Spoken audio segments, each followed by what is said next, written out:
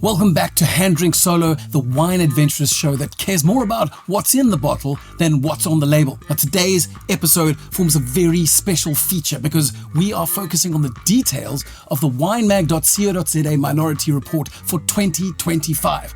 Now, this is a wine competition that is judged 100% blind, because sometimes, in order to see clearly, you first need to have your eyes blinded to the truth. You think that's air you're breathing? The Minority Report is a wine competition that strips wine down to its purest forms. So, no labels, no backstories, no poetic vineyard fog at sunrise. It's just wine in a glass and plenty of guts. And you might say, Han, why guts? Do you really need to be so graphic? And I say, yes, because the kind of winemaking teams that enter wine competitions knowing that these wines are all going to be assessed blind are essentially saying, let's skip the fancy fonts and the moody bottle photography. Just judge us on what is in the glass. We dare you. And really, it's quite an impressive flex. It's kind of like the ultimate minimalistic mic drop. It's a declaration that the wine in the glass, its balance and structure and poise and concentration, even its sheer deliciousness, can speak far louder than any brand story could. It's essentially anti-establishment elegance, but in liquid form. But hang on, Han, let's take a step back. What even is the winemag.co.za Minority Report? Well,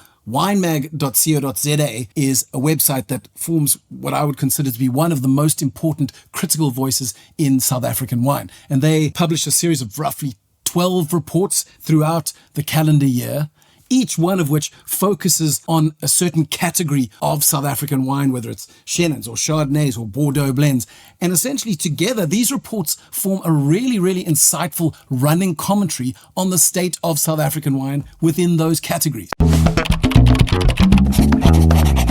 The Minority Report focuses on all the cultivars that have less than 5,000 hectares of plantings within the South African vineyard. So no Chenin Blanc, no Chardonnay, no Shiraz, no Cabernet Sauvignon. Really, this is just a deep cut mixtape of all the up and comings, which include Grenache, Cinsault, Pinot Noir, Mourvèdre, Malbec, Touriga National, Tinta Barocca, and all of their many, many friends.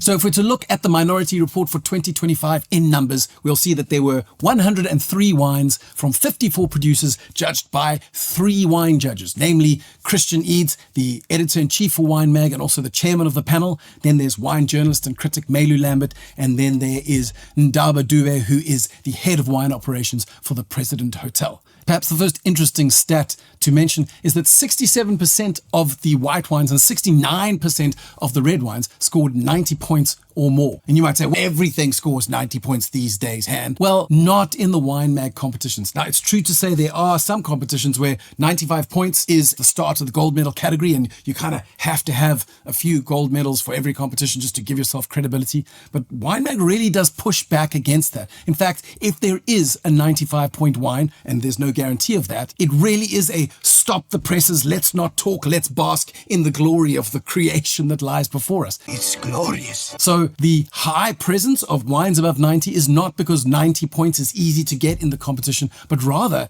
it's an amazing sign that South African winemakers are really getting very good at understanding the unique requirements that each one of these many niche cultivars has. Now, having said that South African winemakers are getting really good across the board, there were some cultivars that shone brighter than others. In this video, I'm going to be focusing more on red wines, but I can't skip over the fact that Semillon amongst the white cultivars was one of the most classy categories there is. Of the 11 wines that were tasted, 10 of them scored 90 points or above. It was outstanding. The highest scoring white wine of the competition was the Wildeburg Amphora Semillon 2023, scoring 94 points. And Wildeburg are kind of a critical darling that everyone within the industry knows is absolutely incredible, and yet they still struggle to perhaps find a large following within the public. In that sense, I guess they're kind of like a metaphor for South African wine at large. Then, against the run of play, what many people consider to be a dying cultivar, Clairette Blanche, had 2 wines, both scoring 93 points, which was definitely not something I expected.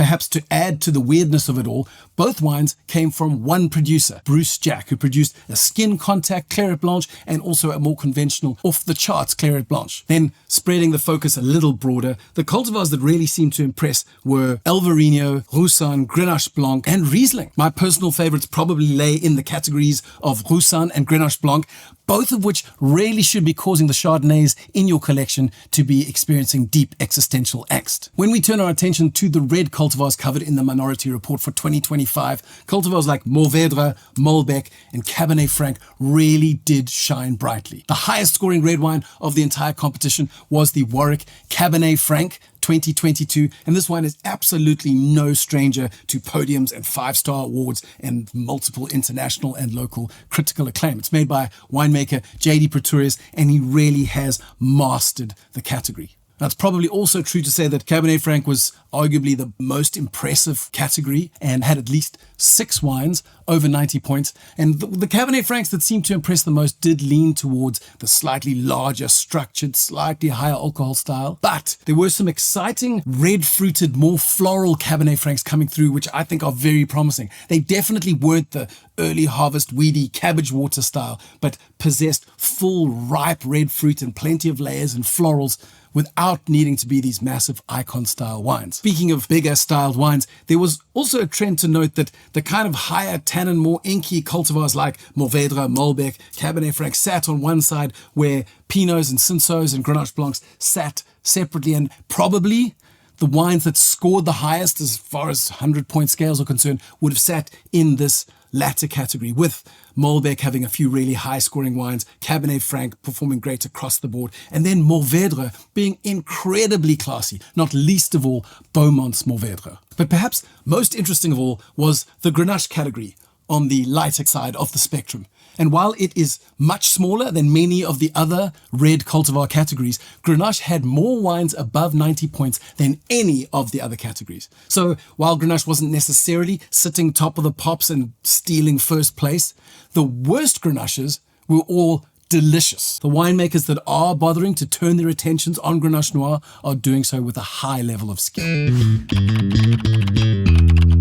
Finally, if you're the kind of wine lover who cares more about the number on the price tag than the number on the scoring medal, then this next bit's for you, because Boerplace's Touriga National, not their reserve Touriga National, but their main range Touriga National, scored 94 points and retails for roughly 110 Rand. And if you're a white wine only kind of bargain hunter, then it's Bruce Jack's off-the-charts Claret Blanche that scored 93 points roughly, with a retail price of only 125 Rand. So as I say, if the impact of the Rand strikes you more than the impact of the score, then those two wines are for you.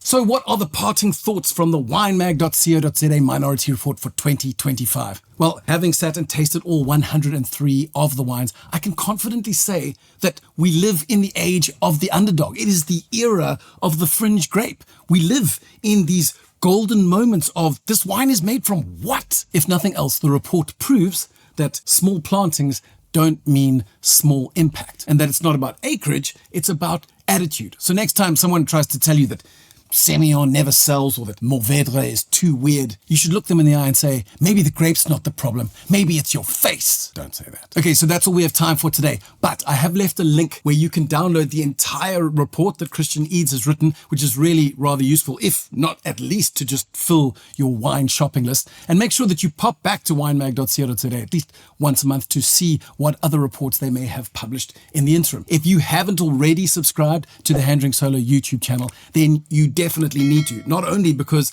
I'll be producing more content on this Minority Report, but also because I will be covering at least 2 of the wines from this report within the Hand Drink Solo monthly curated wine cases, which we courier nationwide. Until then, stay curious, drink niche, drink solo, but also responsibly.